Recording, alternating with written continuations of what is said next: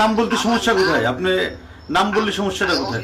আপনার নাম আমি যদি কোনোদিন আমার নাম বলি, আপনার বাসায় আপনার সামনে কাইকে বলবো। আমার বাপ যদি আমাকে জন্ম দিয়ে থাকে, বাংলাদেশ আওয়ামী লীগ আবার ফিরবে এবং ভয়ঙ্কর ভাবে। এই জামাতের যত বংশ বীজ আছে না, তত বীজ আছে না, আমরা তো ইন্ডিয়া ভাইয়া আসতে পারছি। এই জামাতের যারা বীজ আছে এরা তো পাকিস্তানও যেতে পারবে না। পাকিস্তান যেতে হলে তো ইন্ডিয়া পাস করে যেতে হবে, হ্যাঁ, এয়ারেও যেতে পারবে না, কোন দিক দিয়ে যেতে পারবে না, কোথায় যাবে? হ্যাঁ, আমরা তো সবাই বেঁচে আছি। হয়তো বা কিছু লোকজন নিরীহ কিছু নেতা কর্মীদের উপর অত্যাচার করে মেরে ফেলানো হয়েছে, হ্যাঁ, ম্যাক্সিমাম বেঁচে আছি। কিন্তু বাংলাদেশ আওয়ামী লীগের 4 কোটির উপরে নেতা কর্মী আছে, একদম নেতা কর্মী। এর মধ্যে হয়তো বা 50 লাখ মারতে পারবে, 3.5 কোটি বেঁচে আছে। কোথায় যাবে? বাসা থেকে না, মাটির 50 হাত নিচে থাকলেও জামাতের চেয়ে ডেঞ্জারাস ভাবে ওদেরকে মৃত্যু দিব।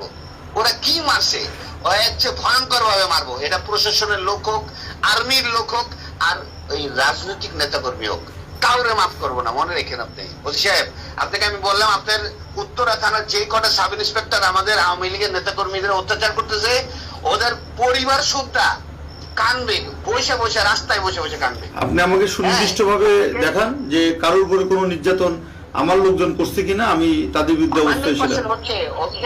শোনেন, আমরা কোন অত্যাচারিত হয়ে আপনার মতো একজন থানা ইনচার্জকে ফোন করে এই রাত 1টা বাজে আপনাকে ফোন করে এত ডেসপারেটনেস কথা বলতেছে, আপনি বুঝতে পারতেছেন না আমাদের আমাদের ওয়ালে কতটুকু পিঠ থেকে গেছে? হ্যাঁ, আমরা কিন্তু মার্ডার মামলার আসামি, 47টা মার্ডার মামলার আসামি, জানিও না কয়টা মার্ডার করছি। হ্যাঁ, আমি কিন্তু জানিও না যে আমি কয়টা মার্ডার মামলা করছি, কিন্তু আপনারা আমাদের নামে একটি মামলাও, আপনার একটি মামলাও কিন্তু পুলিশবাদী মামলা না। ওসি সাহেব, পুলিশি মামলাগুলো নিছে বিনা তদন্তে। হ্যাঁ, একটা আইন কাঠামোতে কোনোদিন বিনা তদন্তে কোনো মামলা হয় না। আপনার পুলিশ এতগুলো মারা গেল, কই আপনার তো একটা মামলা ফাইল করতে বলেন না আজ পর্যন্ত? ওসি সাহেব, এটা তো আমাদের ব্যর্থতা। আপনাদের চাকরি করা উচিত না। এটা সত্য, এটা সত্য।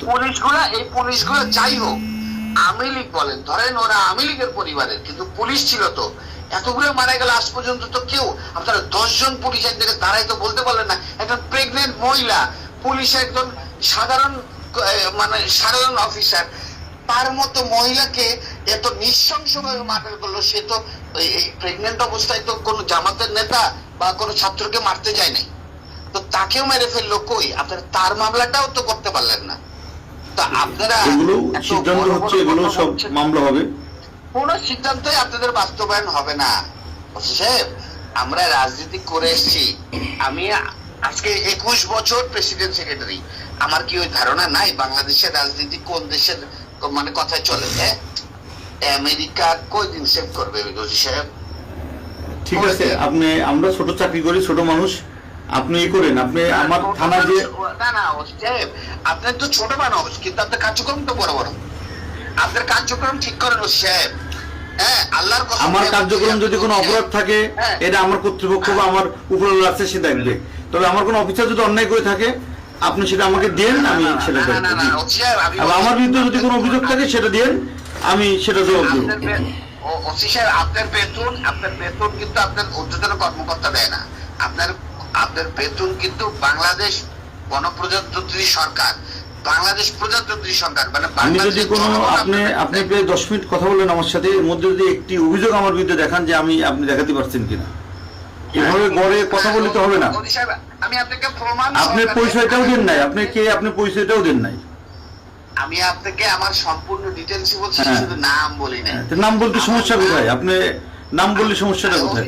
আপনার নাম আমি যদি কোনোদিন আমার নাম বলি, আপনার বাসায় আপনার সামনে কাইকে বলবো। আমার বাপ যদি আমাকে জন্ম দিয়ে থাকে, আগামী 2 মাসের মধ্যে যদি আপনার কার্যক্রম এরকম থাকে, আপনার বাসায় আপনার সামনে যদি না বলতে পারি, আমার বাবা আমার জন্ম দেয় নাই। ঠিক আছে, আমি অপেক্ষায় থাকলাম, আপনি আসেন। হ্যাঁ, আমি আপনাকে মনে রাখেন, আপনি আরেকবার আরো যদি এরকম আপনার কার্যক্রম চলে, আগামী 2 মাসের মধ্যে আপনার সঙ্গে আমার একদম সরাসরি দেখা হবে। এবং আমার নাম আপনার যদি সরাসরি আপনার মনে না থাকে, আমার বাপ আমার জন্ম দেয়নি। ঠিক আছে, আপনি আসেন, 2 মাস সঙ্গে ওয়েট করলাম। আর্মির হেল্প নিয়েন আপনি ওসি সাহেব, যদি আপনি এরকম কার্যক্রম থাকে, আপনার বাংলাদেশ আর্মির হেল্প নিয়ে। ঠিক আছে, অপেক্ষা করলাম আমরা। মনে আসেন। রেখেন। জি জি। থ্যাংক ইউ, ওসি সাহেব।